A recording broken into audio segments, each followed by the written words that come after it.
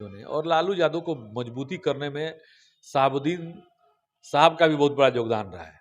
लेकिन आपको याद होगा कि कोरोना के समय में जब उनका इंतकाल हुआ तो मट्टी देने कौन बोले उनके शव यात्रा में कौन बोले, 1 2 4 5 6 7 महीना बाद तक भी उनके पूरे परिजन कोई मातम पुरसी करने भी शहाबुद्दीन के घर नहीं गए।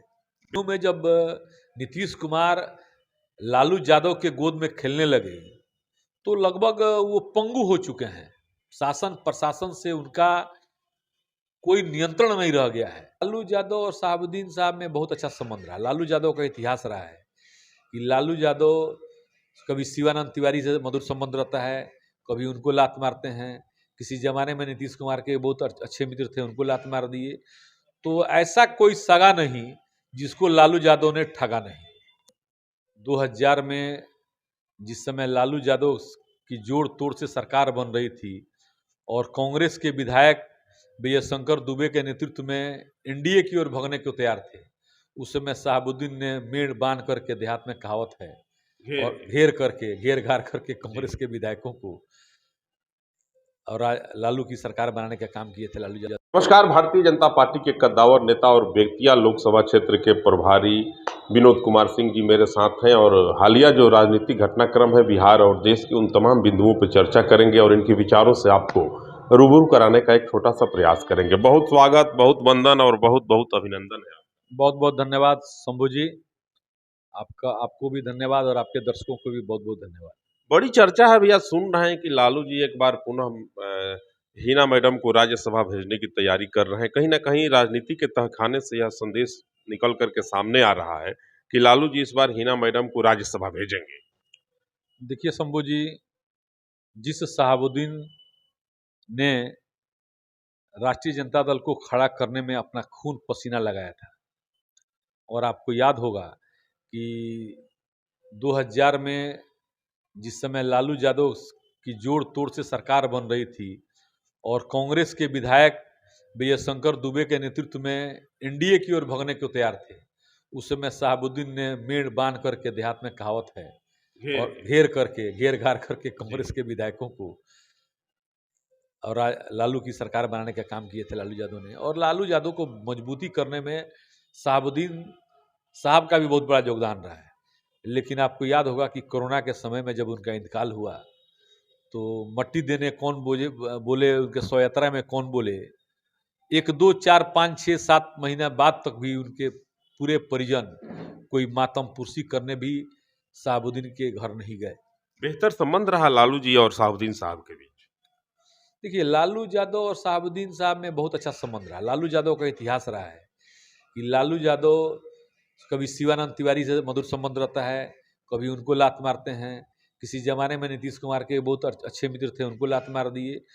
तो ऐसा कोई सगा नहीं जिसको लालू यादव ने ठगा नहीं। तो बिहार में ऐसा कोई व्यक्ति नहीं है जिसका एहसान लालू यादव पर नहीं हो और लालू यादव उसके नहीं हुए। तो शहाबुद्दीन साहब तो अब गुजर चुके हैं, उनका इंतकाल हो चुका है। भाजपा अब देश के अन्य प्रदेश में भी जो है यादव समाज के लोगों को ताज दे रही है, मुख्यमंत्री बना रही है। अभी एक यादव को ही मुख्यमंत्री बनाया गया। नहीं, उसी मध्य प्रदेश में यादव समाज से बाबूलाल गौर हमारे मुख्यमंत्री रहे हैं, ऐसा कुछ नहीं है। और यादव समाज पहले से भी, यादव समाज का पर्याय लालू यादव और मुलायम सिंह नहीं है। लालू यादव और मुलायम सिंह ही यादव समाज के पर्याय नहीं है। यादव जो कृष्णवंशी हैं, जो भगवान कृष्ण को मानने वाले लोग हैं, यादव समाज के लोग, वो भाजपा के साथ हैं। और भाजपा ने नंदकिशोर यादव, नित्यानंद राय, रामकृपाल यादव, अशोक यादव, हुकुमदेव नारायण यादव, ऐसे बिहार में तमाम यादव बड़े बड़े नेता हैं जो भाजपा में हैं। और भाजपा को खड़ा करने में जगदम्बी प्रसाद यादव जनसंघ के जमाने से जनसंघ के संस्थापक सदस्यों में से एक थे, भाजपा ही परिवार से जुड़े थे। आप लोग कह रहे हैं बीजेपी की तरफ से एक बड़ी जोरदार आवाज उठाई जा रही है कि अपराध लगातार बढ़ रहा है। देखिए, नीतीश कुमार जी से जब हमारा गठबंधन हुआ तो इसी मुद्दे पर, जंगल राज के मुद्दे को लेकर ही हमारा गठबंधन हुआ था कि बिहार से जंगल राज का खात्मा हम करेंगे। और जनता ने विश्वास जताया एनडीए गठबंधन पर, और भाजपा जदयू की संयुक्त सरकार बनी, समता पार्टी की संयुक्त सरकार बनी। और इधर के दिनों में जब नीतीश कुमार लालू यादव के गोद में खेलने लगे तो लगभग वो पंगु हो चुके हैं। शासन प्रशासन से उनका कोई नियंत्रण नहीं रह गया है और पूरा का पूरा नियंत्रण लालू यादव और उनके कुनबे पर आ गया है। और जब उनका कुनबा जब जब सत्ता में आता है बिहार में तो अपराधी खुश हो जाते हैं कि अब पिया घर आया वो राम जी वाला गाना लगते हैं गाने, जब सैया भय कोतवाल तो डर काहे का। तो वो काम अपराधियों में खुशी हो जाती है और अपराधी निरंकुश होकर के अपराध करना शुरू कर देते हैं। और आप देख रहे हैं कि रोज लूट, रोज डकैती, रोज अपहरण, रोज हत्या, बैंक लूट, सीएसपी लूट, मोटरसाइकिल लूट, गाड़ी चोरी, मतलब कह नहीं सकते हैं कि अपराध।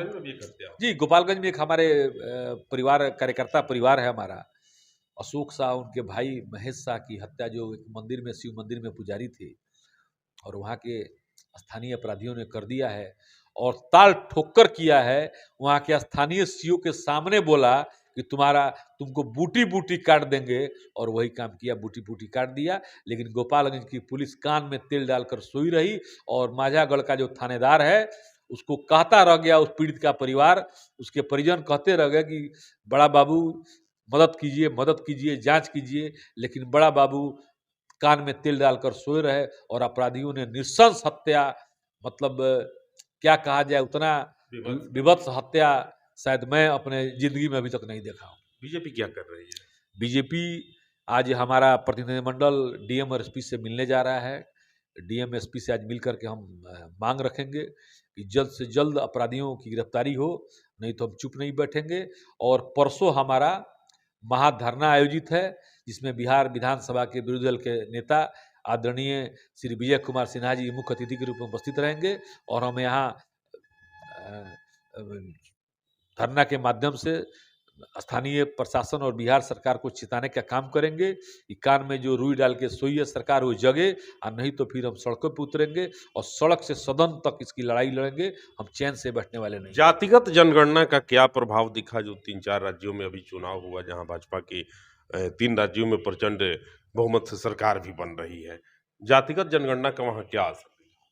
देखिए शंभू जी, आपने बहुत अच्छा प्रश्न किया। एक और देश चांद पर पहुंच गया, एक और देश चांद पर पहुंच गया और आज भारत 5वीं बड़ी अर्थव्यवस्था बन गई। आज बिहार कहाँ है आपका?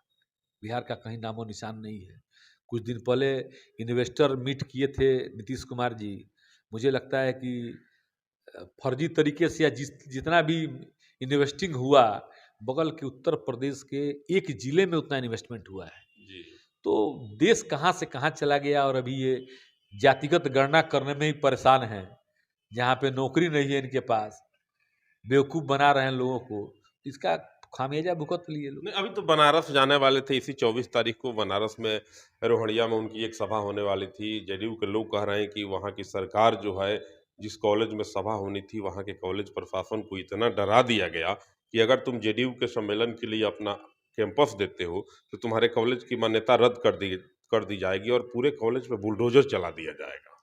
ऐसा होता है क्या कि जो कानून सम्मत तरीके से जो विद्यालय या महाविद्यालय कार्यरत हों, उसको कोई सरकार क्या बुलडोजर चला सकती है क्या? मान्यता रद्द कर सकती है क्या?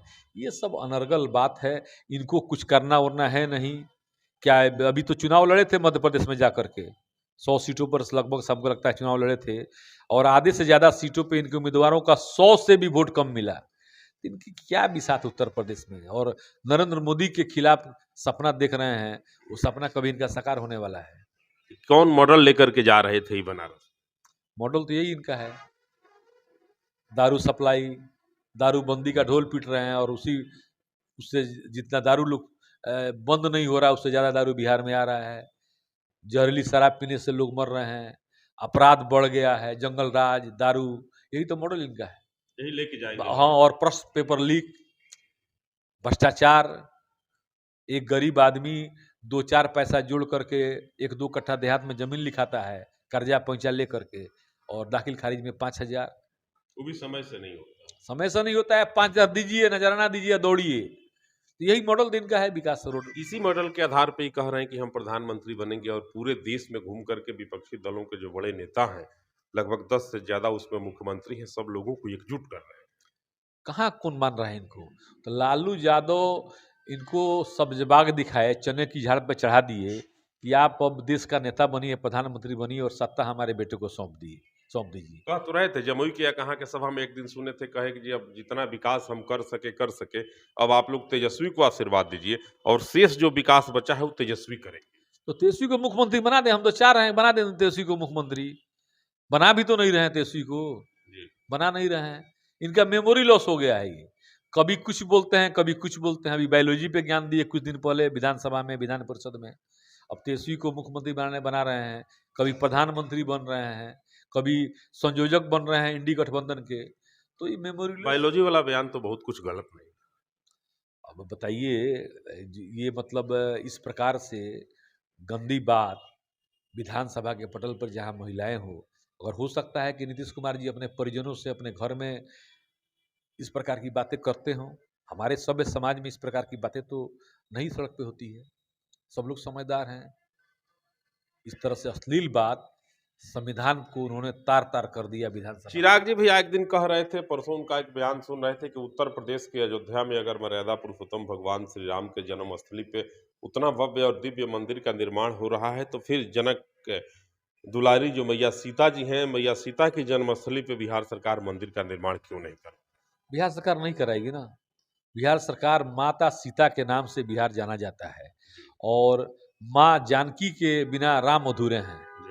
सीता राम से हम लोग मंत्र जाप करते हैं, और सौभाग्यशाली हम लोग हैं कि माता जानकी की बिहार से हम लोग आते हैं, जन्म लिए हैं। तो बनना चाहिए, लेकिन नीतीश कुमार जानकी जी का मंदिर थोड़ी बनाएंगे। नीतीश कुमार हज हाउस बनाएंगे, नीतीश कुमार तुष्टिकरण का पराकाष्ठा करेंगे। नीतीश कुमार तो विकास का काम थोड़ी कर सकते हैं। चुनाव सामने है और नीतीश जी कह रहे हैं, उनके कुनबे के जो लोग हैं वो कह रहे हैं कि 40 में 40 हम लोग लेंगे और एनडीए गठबंधन को इस बार नेवान करने के लिए, अर्थात खाता नहीं खुलेगा राजग का बिहार में। 2 महीना पहले तो कांग्रेस भी यही बोल रही थी जी। कि छत्तीसगढ़ में खाता नहीं खुलेगा, मध्य प्रदेश में खाता नहीं खुलेगा, राजस्थान में खाता नहीं खुलेगा। सभी लोग मुंगेरी लाल के हसीन सपने देख रहे थे, सब लोग मुंह में मट्टी लेकर बैठ गए हैं। आपको क्या लगता है बिहार में कितनी सीटें एनडीए को मिल सकती? बिहार में एनडीए 40 की 40 सीटें जीतेगा, और नरेंद्र भाई मोदी 2024 में प्रचंड बहुमत से प्रधानमंत्री बनेंगे, और इस बार सिर्फ भाजपा को 400 से ज्यादा सीटें मिलने वाली हैं। विनोद कुमार सिंह जी हैं, भाजपा के उत्तर बिहार के बड़े कद्दावर नेता हैं और बेतिया लोकसभा क्षेत्र के प्रभारी भी हैं, गोपालगंज के पूर्व जिलाध्यक्ष भी रह चुके हैं, राजनीति में बड़ी अच्छी रुचि रखते हैं, राजनीति के बड़े अच्छे विश्लेषक के रूप में व्यक्तिगत रूप से मैं इनको मानता हूं। इनके विचारों से आप कितने प्रभावित हैं, कमेंट करेंगे और ज़रूर बताएंगे। मुझे आपके कमेंट की प्रतीक्षा रहेगी। नमस्कार।